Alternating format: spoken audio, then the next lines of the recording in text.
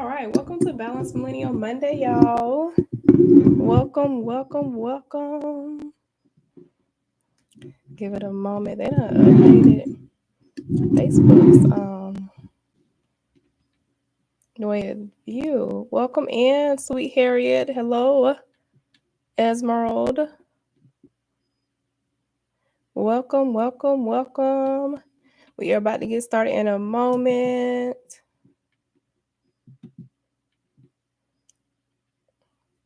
Welcome in. Share this with anybody that y'all know has some trouble overthinking and you want to get them on a fresh, clear minded path. Share this out, share this out, share this out. Let me grab water because I got a lot to say today.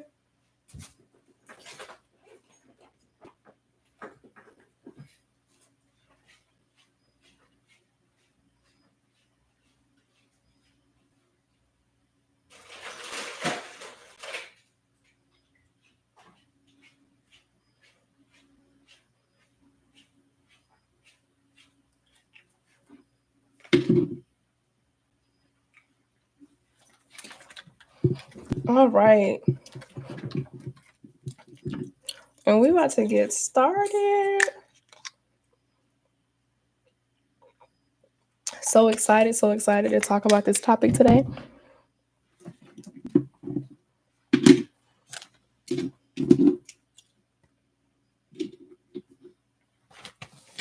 I got my notes ready, y'all. Notes is ready. I had to stop myself when I was writing notes earlier because I was going in. I was like, hold on. I ain't trying to keep them on here all night. I am not trying to keep y'all on all night. I need one of those things that holds the your what is it, a podium? I need something to hold my notes and all that stuff. All right, so let's go ahead and get started. My name is Key, the Conscious Living Coach, and I specialize in helping millennials who feel overwhelmed and burned out from juggling their careers, personal goals, and social commitments. I work with millennials to reclaim their time and energy by identifying their stressors, clarifying their values and priorities, and creating personalized action plans because y'all know I'm all about getting shit done. So, by working with me, you'll learn effective mindful time management, boundary setting, and self care techniques leading to a more balanced, fulfilling, and intentional life. So, to work with me, you can always email me at kei to your goals at gmail.com or check out my website, premierpersonalgrowthfirm.com, and reach out through my website.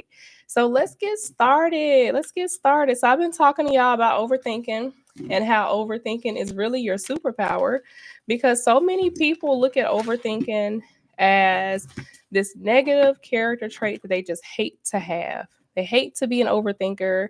That's always what people describe as a character flaw about themselves is, oh, I'm always overthinking. I'm always overthinking. And overthinking does not have to be a character flaw. Overthinking can 100% be your superpower. So that is what we are getting into today. Again, make sure you share this out with anyone who you feel needs to hear this because you hear them complain about their overthinking so much and you want to help them. So let's get into it. So, have you ever felt stuck, unable to move forward, no matter how hard you try? So, I've been there. We've all been there. We all have these moments where we feel stuck and nothing that we do makes us feel unstuck. So, for me, a couple of years ago, I definitely took a break from my business because I just had so much doubt. There was so much doubt. There was so much indecision. There was so much analyzing the what ifs. I was always overcome with the what ifs. Like I would be scared to lunch because it's like, what if nobody signs up? I would be scared to, put my prices out there because it's like, what if nobody wants to pay this, or what if people don't feel like this is worth the money, or what if people don't find this valuable? So I took a good almost year off of my business a couple years ago simply because I just was always struggling with the doubt. I was always struggling with the what ifs and the shoulda, coulda, wouldas, and all those things in my business to the point where I just took the time off. I just stopped. I stopped accepting clients. I stopped posting content. I stopped being engaged with my community. Now, I also spent a lot of time over analyzing every detail. So I was overanalyzing every detail to the point where I just wasn't making any decisions altogether. Like I would want to, make content, but then I would be overanalyzed like what kind of content should I make? What are people going to be interested in? What should I say? What should I be talking about? So I was always talking about the, what ifs, like what if. And I was always over analyzing like price points and things like that. So it was always like, oh, I think this is too much. Oh, I think it should be $10 more. Oh, I think it should be $100 more. Like it was always this back and forth in my mind about every aspect of the promotion, the social media aspect of it. Always to the point where I just stopped making decisions altogether. To the point where I just put it on hold for a year. Um, Now I know that y'all can relate to this. I know that there's like a fitness goal that you keep putting off because every time you try and attempt to do this fitness goal, you feel like a failure. Every time you attempt to do this fitness goal, you feel like you're looking crazy.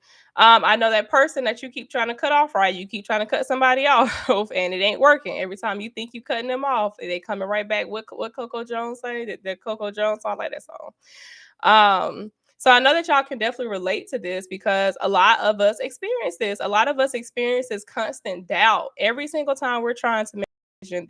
There goes doubt.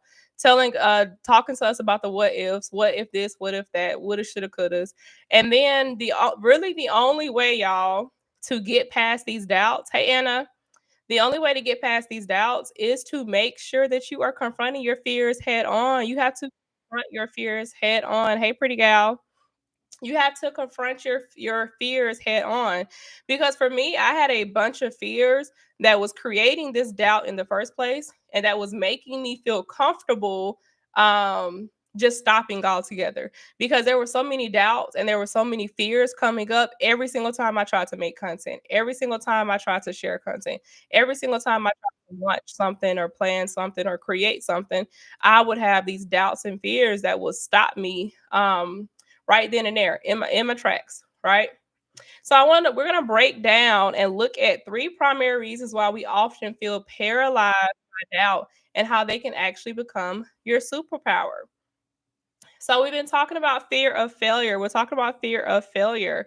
And before we get into this, I definitely want to let y'all know again, I am hosting a 3-day live free challenge called From Doubt to Decision. And in that 3-day challenge, I'm going to help you overcome this exact thing in that 3-day challenge. I want you to leave that challenge feeling clear about a decision that you have been putting off to make. So I want you to either have made a decision by the end of the 3-day challenge, or I want you to be very clear about the decision that you have made. So really quick, I'm gonna drop the link in all these comment channels. Let me move my mic real quick. I'm gonna drop the link. Um, Definitely, if you have any questions, I have a Q&A session next week too. So definitely DM me if you have any questions. So that way I can add them to the Q&A session as well. But I'm going to drop the link. Would love for y'all to join the challenge, because again, it's going to give you 3 days, y'all. In 3 days, you'll be able to make a decision that you have been putting off for 3 years, for 3 months, for 5 years. I have a post I'm going to share tomorrow on TikTok, well, on all the socials. I have a post I'm going to share where I'm talking about how I had put off locking my hair for 10 years, y'all. I've wanted locks my entire adult life.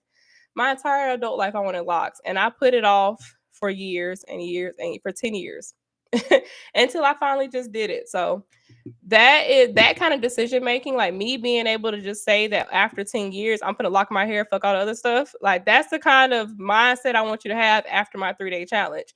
Is fuck all the other stuff we talking about. This is my decision. This is what I'm doing. Because at the end of the day, and what we're going to talk about today, at the end of the day, all this is a bunch of doubt. It's just doubt. It's just doubt. It's just doubt. It's just worry. It's just fear. It's you feeling like um it's you feeling like the things that you are doubtful of or scared of are more important than the decision that you have to make. So we are going to talk about that, and um I want to post the link in I was trying to post a link on TikTok, but I don't know how to get out of. The viewers. Somebody help me. Oh, I can't get out of the viewers. Thank y'all for joining. I appreciate the love. I want to get out. Okay, I'm gonna share the link with y'all on TikTok in a minute because I can't get out of. It says swipe up to close, but I'm not getting that option to close it. Swipe. Oh, left. Oh, reading is fundamental, y'all.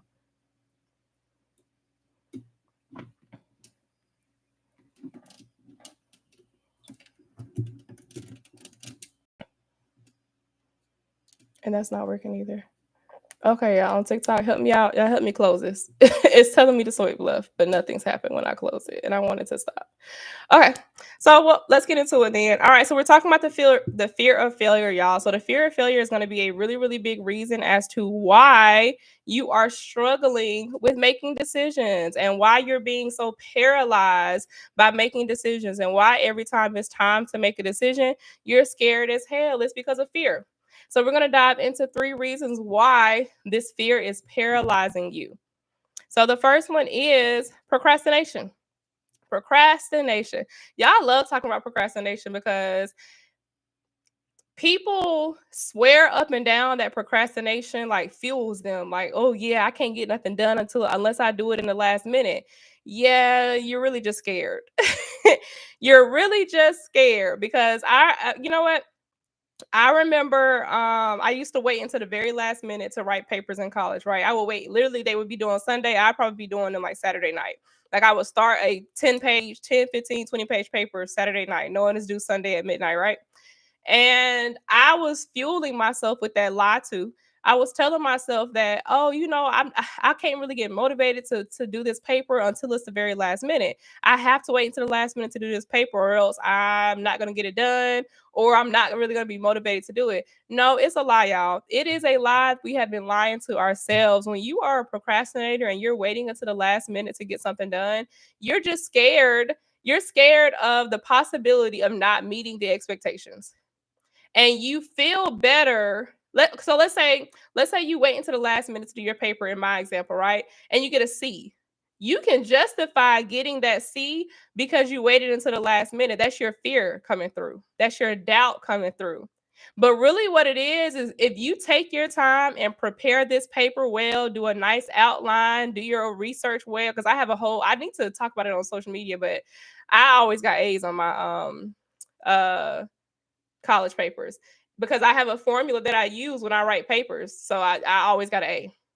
But if you swear up and down that you have to wait until the last minute to get something done, really what you're scared of is if you actually take your time to get it done and you still don't do well, there's no one that you can blame for that but yourself. There's no one that you can blame for that but yourself. If you take your time and because usually in college you have assignments due every single Sunday. Well, if you're doing like I know online programs, you have assignments due every single Sunday. I haven't been like in an in-person program since undergrad, so I don't remember. But every single Sunday, this is due. So if you have a paper due this like upcoming Sunday and this Monday, you should already have an outline done. You should already have an outline done. You should already have your paper outline. You should already have the section titles of each paper. You should already have all of that done. Come Tuesday, Wednesday, you should already have the research articles you're going to use for that section under that section of the paper. I'm telling you, I got a whole. If you want to know my formula to writing papers, let me know. I could definitely make a quick video for you.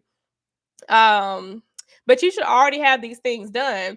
But you're telling yourself that you have to wait until the last minute because that feels better for your ego. That feels better for your ego because when you get this B, this low B, this high C, whatever that grade is, you can say that you waited until the last minute to do it. Even if you get a really high grade, you can that feels better for your ego. Then you can say, "Oh, I got this really high grade. I don't even need that much time to do that paper. I can do it last minute." Whole time you were anxious. Whole time you were angry. The whole time you were trying to get that paper done, you were anxious, sweating, trying to get it done by midnight. The next day, you done had to cancel all your plans that weekend because you made plans that weekend. You were still finna go out with your friends and go and hang out. go drink, go eat, go, whatever. You know you were still gonna do those things. So you had to cancel your whole weekend trying to get this paper done when you could have just broke it down throughout the week and got either an even better grade or a grade that didn't come with anxiety. A grade that did not come with it. When I tell y'all, when I stopped doing stuff last minute, getting things done without anxiety felt so much better. It felt so much better. A lot of people have convinced themselves that they need the anxiety in order to get things done. That's you being codependent with anxiety. And I'm telling you now, you don't need anxiety to get things done. You need to accept that you can get them done ahead of time and you can feel good about the work that you did without it being attached to anxiety. Like so many people attach their success to anxiety to the point where you are not going to get things done if it don't come with anxiety. If it don't come with anxiety, you don't want it. If that man, if that woman don't come with anxiety, you don't want it. If that partner doesn't come with anxiety, you don't want it. If that job doesn't come with anxiety, you don't want it because you've convinced yourself that success comes with anxiety. You have convinced yourself that it comes with anxiety. I want y'all to make a decision this week that does not come with anxiety. Make a choice this week that relieves your anxiety, that relieves that unease in your stomach, that relieves that headache that you get, that relieves the backache that you get, that relieves that frustration that you feel. I want you to make a decision this week that relieves your anxiety, not amps it up. But of course, in order to do that, you have to be aware. You have to be aware of when you feel anxiety, what anxiety feels like in your body, what it feels like in your spirit, and how that shows up in your life.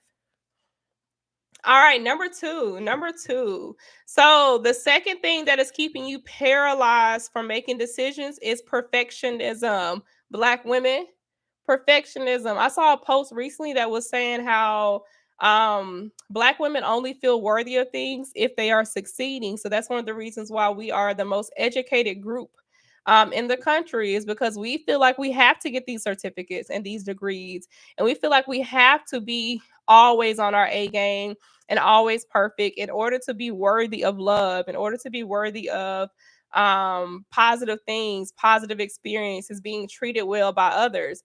It's a lie, y'all. It is a lie. It is a lie. Because what's happening when you are in this state of perfectionism is that your fear of not being perfect is leading you to constantly tweaking and changing things to the point where you just never finish them. And you never finish them. You never end up with a finished product because you're always focused on how you can make something better, even with yourself. Even with yourself. That's one of the reasons why like, okay, my firm is called Premier Personal Growth Firm, but the idea behind that is not that you are constantly changing and constantly evolving. It's the idea that you can be who you are right now and accept that and love that and grow from there. A lot of times people are trying to grow from a past version of themselves. They're trying to grow into this future version of themselves without even being aware of who they are right now. No. You have to be where you are right now in order to grow. But you have to be able to enjoy who you are right now. You have to find something good and positive and feel that feels good to you about where you are right now. So for me, when I tell y'all, I almost didn't launch my 3-day challenge, y'all. I almost did not launch the from doubt to decision 3-day challenge, because the landing page wasn't perfect, y'all. The landing page wasn't perfect. I did the landing page myself, so shout out to everybody that checks out the link and visits it because your girl did it herself. I am not a website designer, but when you are a solopreneur, you are doing it all. So I did that myself and it wasn't perfect. I was actually looking at another coach's challenge website, and hers was what I would say is perfect, but I'm not a website designer. I can't make it perfect like that. But you know what I did? I launched that bitch anyway. I launched the challenge anyway. It is launched anyway. Again, you can click the link in the comments, or you can go to bit.ly / from doubt to decision to join the challenge. But I launched the challenge anyway. Even though my landing page is not perfect in my eyes, I launched it anyway. Okay. So you want to get to a point where your perfectionism doesn't stop you from making decisions in the long run, because nothing's ever going to be perfect. Nothing's ever going to be perfect. One of the things that I think about in order to help me push past my perfectionism, well, two things. I'm gonna give y'all two things. So one of them is iPhones. So iPhone is constantly updating the app, constantly updating that phone. They're constantly dropping new phones. Like there's always an update with Apple, with iPhones. There's always an update. That's because they're not dropping perfect products and they don't care. This is a billion-dollar, multi-billion-dollar company, and they are constantly dropping imperfect products, and they don't care that it's imperfect, because guess what? They know that they have created a market where people are going to purchase, people are going to use it, people are going to buy. And then they can just drop an update. Once they get feedback about whatever's going on with the product, they can just drop an update. So that's one of the things that I think about when I'm allowing perfectionism to stop me, is I think about that. Because if this multi-billion-dollar company can make a decision and say, hey, this what you finna get right now. If you got a problem with it, let me know and I'll fix it. But for right now, this is what you finna get. That's what we need to start adopting, is that mindset. You need to adopt the mindset that it does not have to be perfect for you to do it. The second one is I work, my 9 to 5 is at a startup company. So when I tell y'all, working at a startup company has definitely increased my confidence in not being perfect, because when I tell y'all we will launch something, the whole website will be fucked up for 2 or 3 days. We'll apologize through, we'll do all the email apologies and send out all the communications and apologize. And then it'll be fixed and we'll move on. And that's it. And this is a company that's not it's not a public company yet, and it's not a profitable company yet, but it does have people investing millions of dollars into this company. So if people are willing to invest millions of dollars into a company that's not profitable yet, and that's not that does constantly have issues with the site, not even with the site, but just issues because it's a startup, so that constantly has issues that have to be resolved, then I can drop I can drop my challenges, I can drop my content, I can drop, all the things that I have, and accept that it's not going to be perfect, and listen to feedback and take in what people are saying. So I definitely want you to keep that in mind as you are pushing past your perfectionism, is that there are billion-dollar companies that are not perfect. Y'all see this orange idiot get up on this TV screen on a regular and not be perfect. And he does not give a damn. He says what he wants to say, he does what he wants to do, and he'll backtrack or do whatever he needs to afterwards. I want you to start being as confident as white men, okay? Be as confident as white men, because they are very confident. They don't care about making mistakes. They're not caring about your opinion, your feelings, your thought process, none of that stuff. They are making a decision and moving forward. And that's it. And that's the end of it. Ain't no back talk. So that's it. That's the end. So I want you to start being that confident. I want you to start focusing on that too. Once you when you find perfectionism is when you find that perfectionism is taking over, I want you to start thinking about iPhone, because the iPhone does not care that they're not perfect. They're going to drop that new phone, they're going to drop that update, they're going to drop whatever it is. iPhone is hella behind when it comes to technology for Samsung. Like Samsung's products are way further advanced than iPhone. iPhone does not care. They still going to drop that update as if no other phone has this product. So I want you to think about that when you're like, oh no, I'm not gonna apply to that job because I don't fit it perfectly. Oh no, I'm not gonna send this message because this message, it's not written as perfect as it should be. So I want you to start thinking about that when you are pushing perfection on yourself. Your Canario said, because they don't care how foolish they sound. They don't care. They don't care. They don't care. And until perfectionism is not a blocker for you, you gotta start embodying the not care spirit.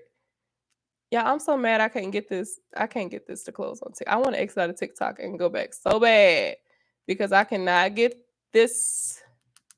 I can't get back to my screen at all. I cannot get back to my screen. And it keeps saying if I swipe left, it'll close.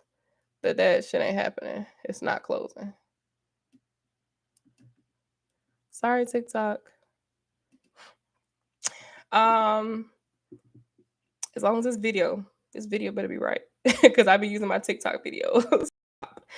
All right, so number three, and the final one. So the third thing that is paralyzing you from making a decision is that you are avoiding opportunities. You're avoiding opportunities. So because you're scared to fail, you are avoiding new challenges and opportunities. Whole time, these new challenges or opportunities are exactly what you need to get to where you're trying to go. I remember, it's funny, I was saying earlier, because I've been trying to figure out like what I'm going to focus on for Q4 and Q1 because they go together for me. So what I'm going to focus on for Q4 and Q1, I've been trying to think about that because I was like, the way that I set goals is different than like how most like goal coaches focus on setting goals. Like for me, I'm very big on living and then setting a goal from there because I learn what I want from my experiences. So sometimes people are like, "Oh, you know what you know what you want from jump." I'm not like that. I don't always know what I want from jump.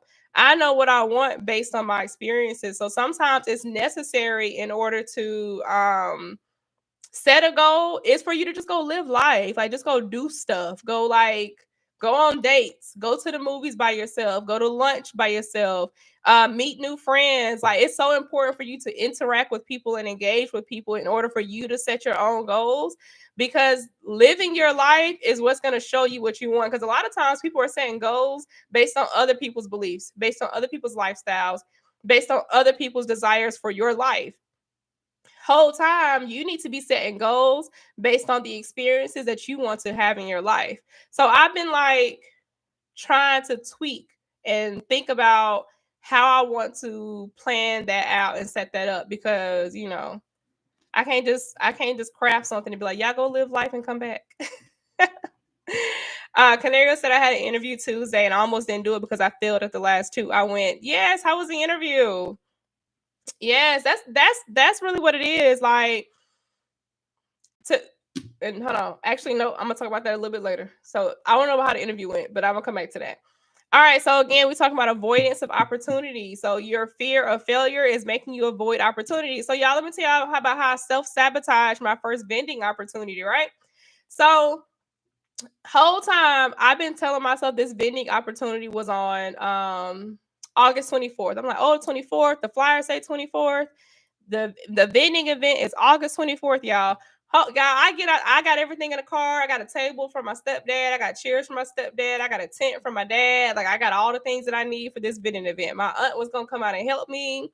And y'all, why I mixed the dates up and the vending event was actually on the 25th and not the 24th. So I didn't even get to go because I had 24th was on a Saturday. I was off work. I didn't have Rich with me. Like I already planned to go to the event on the 24th. But the event was on the 25th and I had to work that day. I had Rich's soccer game. Like I had things set up that day already. And I didn't feel like rushing last minute trying to like organize the day to go to the vending event. And so I was like, fuck it. I'm not going to go to the vending event. It is what it is. I missed it. I took that L. And really, it was more so of a self-sabotage because I know that vending event would put me in front of, people that could potentially be clients, people that I could potentially help, people that I could, connect with, market, put myself out there and all those things. So messing up the dates was a little bit of a self-sabotage for me because I know that I want to like get off social media and be more in the field. Basically, I want to like be more at events and be more in people's faces and things like that than social media, because social media is a lot of work when you're running a business. It's a lot of work. But I definitely self-sabotage the opportunity, which avoided plenty of opportunities. There could have been plenty of people there that I could have connected with, to help me, for me to help them in the ways that God has aligned for, everybody. But I missed it. I missed it. More to come, though. More to come. More to come. But when you are allowing your fear to take the front seat, then you're going to be avoiding opportunities. Now, I want you to think of this as your superpower angle because I always want to talk about the issue, but I also want to provide you with some mindset shifts and solutions as well. So I want you to think about this a little different, right? If you are someone who has a fear of failure, what I want you to accept about this is that you actually just have high standards. You have high standards. When you have a fear of failure, it's because your standards are so high that you're more so scared that you're not going to achieve them yourself. Use that as your superpower. Use that as your superpower. When you're scared to fail because you set such high standards for yourself, use that as your superpower, okay? And allow that to be your goal post. So even if you fail this time at hitting that goal, next time learn from that, and then next time see how much closer you can get, and keep tweaking it like that over and over again. Because we talk about perfectionism. A lot of times the reason why y'all are stuck in perfectionism is because you're tweaking things but taking no action. You should be seeing failure as a way for you to tweak things and then take different action. Tweak and then take different action over and over and over again. Because when you have a fear of failure, it's because your standards are high. Your standards are high. Because people who set really low standards, they're not worried about failing that because it's so easy to hit. That goal is so easy to hit for them. That interest is easy for them. They're not worried about hitting that because they're so low. But when you're truly scared of failing, it's because you have high standards. And you want to meet those standards so bad that it terrifies you. That is okay. Use that as your superpower because that you want to start letting that unease with failure to be your motivator. Because you don't want to fail, and you need to let that be your motivator. But if you do happen to fail, don't let perfectionism come out and make it to where you're not making a decision anymore. Allow yourself to tweak things and change them. So even with Canario talking about her job interview, Canario said she had an interview on Tuesday and almost didn't do it because she failed the last two. But now the interview that she just went on went well. She's praying for a second round. Should know by the end of the week. So if you fail at your job interview, you just gonna keep staying at the job you hate because you failed at one job interview? Or are you going to change some things about the way that you interview? So that way you can start having better results from your interview.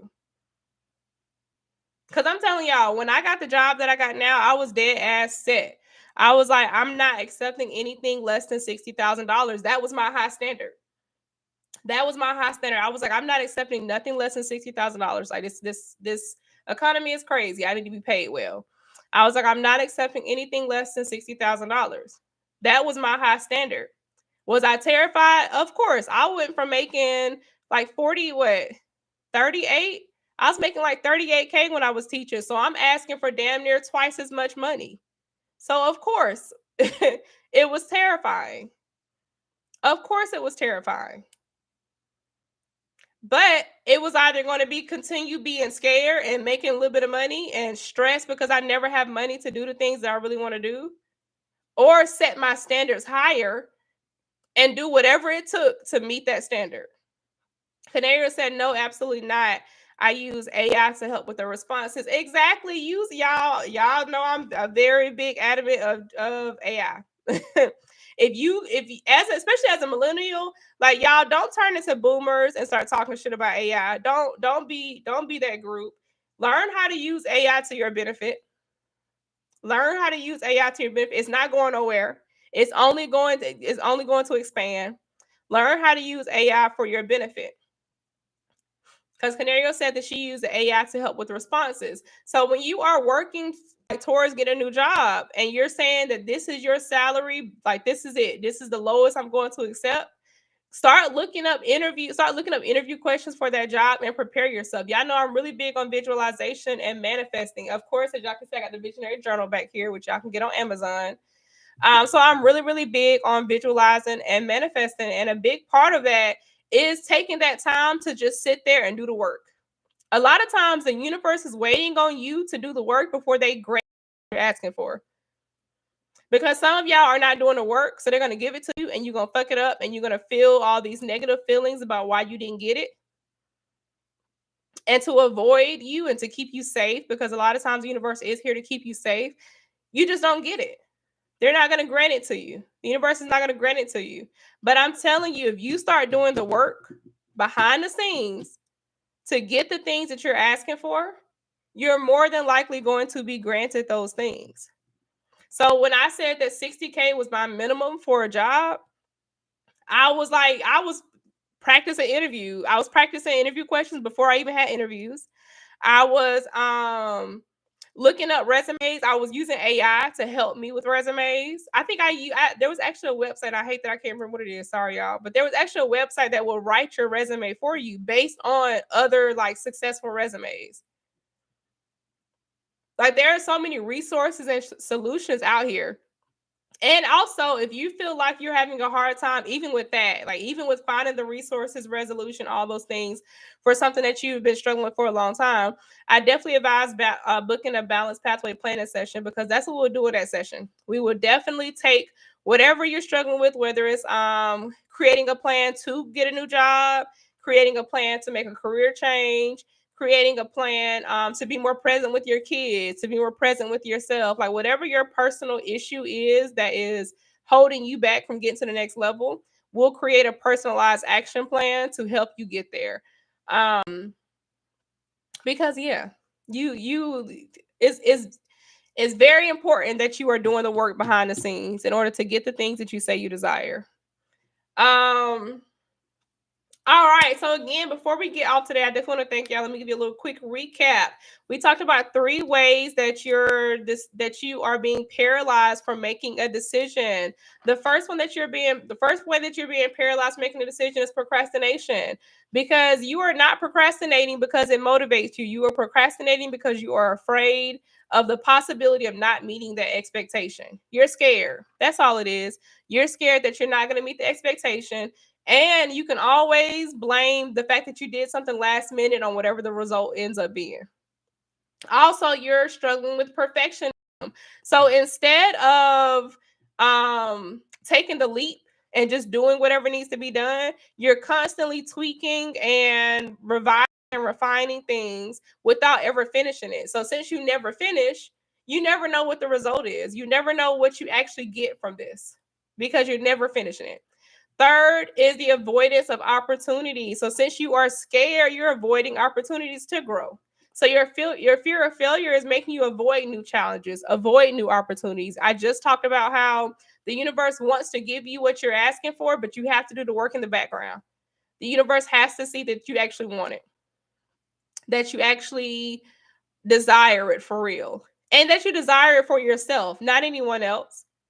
Not to make your parents happy, not to make your boss happy, not to make your friends happy, your kids happy, but for you. Do you desire it for you? And in order to turn this into your superpower, you have to start looking at your fear of failure as your high standard. So you're scared to fail because your standards are high. That's fine. That's fine. Again, book a balanced pathway planning session if you are unsure of how to match your actions to this high standard that you have. Your unease with failure, let that be your motivator. Let that be your motivator. Like the fact that you're terrified of failure should be your motivator not to fail. And even if you do fail, that should be a sign of growth for you, because not only did you fail, you made a decision and you did something. Not only did you fail, but you made a decision and you did something. It wasn't just, oh, well, I don't know. I didn't apply. So I don't know if I would have got the job or not. Or I don't know. I didn't shoot my shot. So I don't know what he would have said or what she would have said. Or I don't know. I didn't join that Facebook group. So I don't know if I would have made any friends, Allow yourself to take on these challenges and these opportunities, and allow yourself to see the failure as growth. All right. So, again, as a final reminder, I have the 3-day live from Doubt to Decision challenge that will begin on September 22nd through the 24th at 9 p.m. It'll be a live, 8 p.m. It's going to be a live challenge. And so, day 1 of this challenge, we're going to be unraveling the overthinking trap. So, we're going to be identifying the triggers and patterns so you can walk away knowing what's been holding you back. Because a lot of times you just know that you're overthinking, but you don't really know what's triggering you to overthink or the traps that are making you overthink. I want you to know that by the end of day 1.